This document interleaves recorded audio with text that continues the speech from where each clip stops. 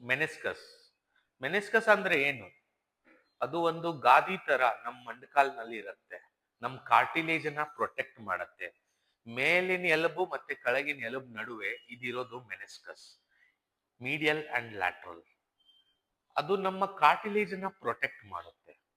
Injury ಹೇಗಾಗತ್ತೆ ಅದರದ್ದು?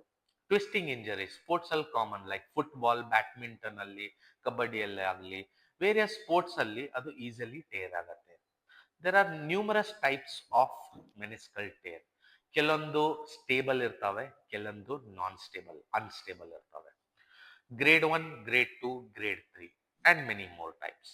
Unstable grade 3, grade 2 meniscus tears surgery ಬೇಕು. ಸರ್ಜರಿ ಅಂತಂದ್ರೆ ಆರ್ಥ್ರೋಸ್ಕೋಪಿ, ಕೀ ಹೋಲ್ ಸರ್ಜರಿ ಬೇಕು. 2 ಅಥವಾ 3 ಹೊಲಿಗೆ ಮಾತ್ರ ಬರ್ತದೆ ಮೊಣಕಾಲ್ ಮೇಲೆ. ಬೆಳಗ್ಗೆ ಆಪರೇಷನ್ ಮಾಡಿದ್ರೆ ಅದೇ ದಿನ 50% ಭಾರ ಹಾಕ್ಬಿಟ್ಟು ನಡಿಬಹುದು. 4 ತಿಂಗಳ ಆದ್ಮೇಲೆ you can get back to your professional sports.